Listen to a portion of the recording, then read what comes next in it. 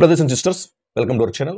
రాష్ట్ర వ్యాప్తంగా ఉన్న చేనేత కార్మికులు ఎవరైతే ఉన్నారో, నేతన్న నేస్తాలు ఎవరైతే ఉన్నారో వాళ్ళకి నేతన్న భరోసా కింద ప్రతి ఏడాది 25,000 రూపాయలు ప్రభుత్వం ఇవ్వాలని చెప్పేసి ఒక కీలక ప్రకటన చేసింది.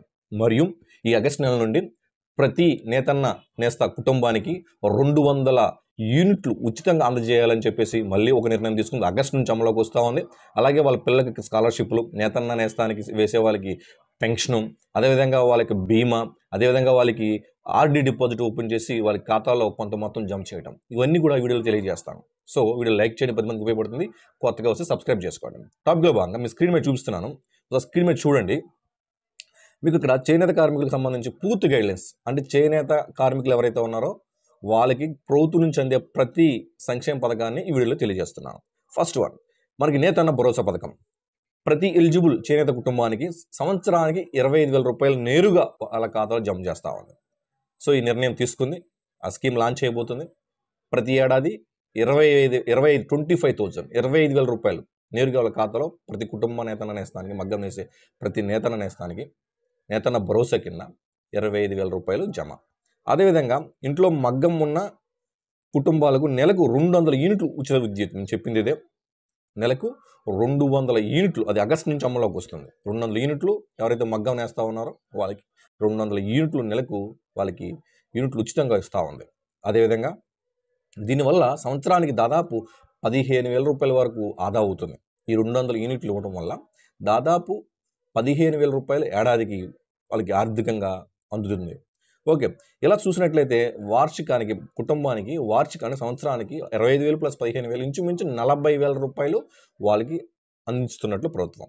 ఓకే, నెక్స్ట్ మనం చూసినట్లయితే చేనేతకి ఎవరైతే చేనేతకి చేయూత కింద, ఓకే, వాళ్ళకి కార్మికులు ప్రతి నెల తమ ఖాతాలో 400 జమ చేస్తే 400 జమ చేస్తే ప్రభుత్వం వారి కోసం 800 జమ చేస్తుంది. అంటే ఒక రికరింగ్ ఆర్డీ డిపాజిట్, పోస్ట్ ఆఫీస్లో అకౌంట్ ఓపెన్ చేసుకుంటే వీళ్ళు 400 రూపాయలు జమ చేస్తాయి చేనేత కుటుంబం. ప్రభుత్వం వీళ్ళ తరపున 400కి డబుల్ 800 జమ చేస్తుంది. ఈ లెక్కలో చూస్తే మనకి ఎంత అవుతుంది? నెలకి 1,200 అవుతుంది. ఇది అలా సేవింగ్స్ అనుకోవచ్చు. భవిష్యత్తులో ఒక ఎమర్జెన్సీ ఫండ్ కింద వాళ్ళకి యొక్క అవసరాలకి ఉపయోగపడుతుంది ఈ ఫండ్. అదేవిధంగా నెక్స్ట్ వన్, మనం ఉచిత విద్యుత్ గురించి మాట్లాడుకున్నాం కదా. ఇంట్లో మగ్గం నేసే ప్రతి నేత నేస్తానికి 200 యూనిట్లు ఇస్తూ ఉన్నారు. ఇది 200 యూనిట్లు అనేది వాళ్ళకి ఒక ఐడి కార్డు ఉంటుంది. ఐడి కార్డు ద్వారా పొందవచ్చు. మగ్గం నేస్తూ ఉండాలి, గతంలో కాదు, ప్రెజెంట్ నేస్తూ ఉంటే వాళ్ళకి నెలకి ఇంత ఖర్చు అవుతుంది. కాబట్టి అందులోన సబ్సిడీ 200 యూనిట్లు తీస్తూ ఉంది చేనేత కార్మికులకి. నేను చెప్పినట్లు సంవత్సరానికి ఇంచుమించు 15,000 రూపాయలు ఆదా అవుతుంది. అదేవిధంగా ఇది ఎప్పటి నుంచి అమలులోకి వస్తుంది అంటే 2025 ఆగస్ట్, అంటే ఈ మంత్ నుంచి అమలులోకి వస్తుంది. నేతన్న భరోసా 25,000 రూపాయలు స్కీమ్ లాంచ్ చేయాలి, ఇంకా లాంచ్ చేయలేదు. సో దానికి సంబంధించి గైడ్లైన్స్ మళ్ళీ మీకు తెలియజేస్తాను, అర్హతలు. సో ఇప్పుడైతే మాత్రం 200 యూనిట్లు ఏదైతే ఉందో ఉచిత విద్యుత్, దీనికి సంబంధించి అమల్లోకి వస్తుంది ఆగస్టు 2025 నుండి. అదేవిధంగా మనకి ఆ నేతన్న నేస్తం ఏదైతే నేస్తారో వాటికి సంబంధించిన ముడి సరుకులు, అంటే రా మెటీరియల్ ఏదైతే ఉందో ముడి సరుకులు, సో దానికి సంబంధించి అంటే ఎగ్జాంపుల్ చేనేత వృత్తికి కావాల్సిన పత్తి, రంగులు, నూలు వంటి వాటిపై ప్రభుత్వం రాయితీలు, అంటే సబ్సిడీ కూడా ఉంది.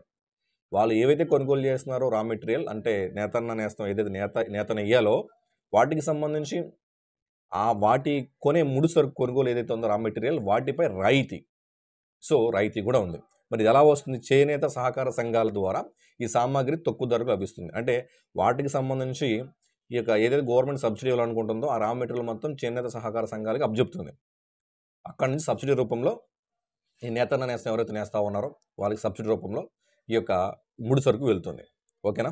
సో దీనివల్ల ఉపయోగం ఏంటండి అంటే దీనివల్ల ఉత్పత్తి ఖర్చు తగ్గి, అంటే వాళ్ళు ప్రొడక్షన్ చేస్తారు కదా, అదైతే ప్రొడక్షన్ ఆ యొక్క కాస్ట్ తగ్గి నేతన్న నేస వస్త్రాలు చేశారో అది పోటీగా వస్తాయి. అంటే తక్కువ ధరకు, అంటే ఎప్పుడైతే ప్రైస్ తగ్గిందో ఆటోమేటిక్గా డిమాండ్ పెరుగుతుంది.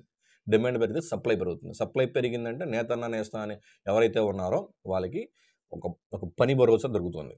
అంటే 365 డేస్ వాళ్ళకి వర్క్ ఉంటుంది. వాళ్ళ కుటుంబం అక్కడ నేతన్న నేస్తం ఏదైతే ఉన్నారో వాళ్ళకి కుటుంబం ఆర్థికంగా బలోపేతం అవుతుంది. ఇంకా అర్థమవుతుందా? ఎప్పుడైతే ఈ యొక్క ప్రొడక్షన్ కాస్ట్ తగ్గిందో ఆటోమేటిక్‌గా వాళ్ళు సేల్ చేసే ఆ యొక్క ప్రైస్ వాల్యూ తగ్గిస్తారు. నేతన్న నేస్తం.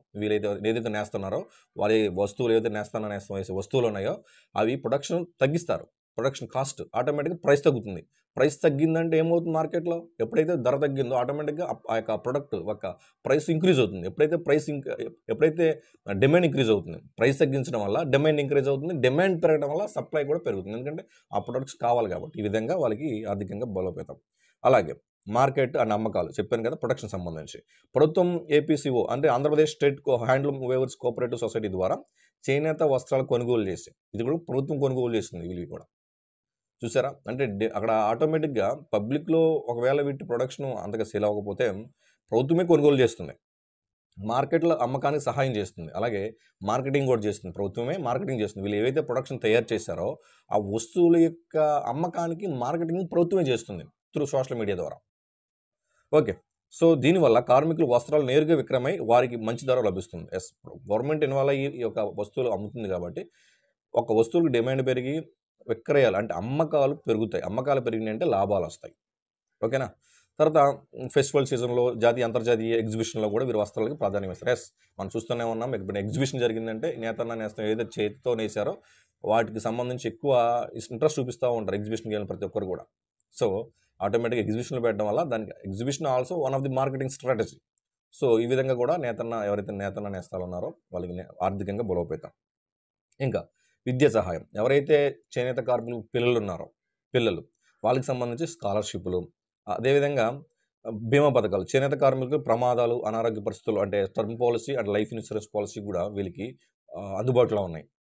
పిల్లలకి స్కాలర్‌షిప్ అందుబాటులో ఉన్నాయి. అలాగే వయస్సు అంటే 50 ఇయర్స్ దాటిన తర్వాత వీళ్ళకి చేనేత కార్మికుల పెన్షన్ కూడా అందుతుంది. ఓకేనా? సో, వీళ్ళకి పెన్షన్ కావచ్చు, స్కాలర్‌షిప్ కావచ్చు, ఇన్సూరెన్స్ కావచ్చు. ఇవన్నీ కూడా వాళ్ళకి అందుబాటులో ఉన్నాయి. వాళ్ళు వినియోగించుకోవాలి, తెలుసుకోవాలి. తెలియచేయడం కోసం మనం వీడియో చేస్తా ఉన్నాము. అర్థం చేసుకోవాలి. నెక్స్ట్ ఓవరాల్‌గా ఈ వీడియోలో మనం ఏం తెలుసుకున్నామంటే, ప్రభుత్వం అందించే చేనేత వృత్తి ఏవైతే బహుళ పథకాలు అంటే చాలా మనం చెప్పుకున్నాం. నేతన్న నేస్తం కింద, నేతన్న భరోసా అన్నాం. నేతన్న భరోసా కింద రూ.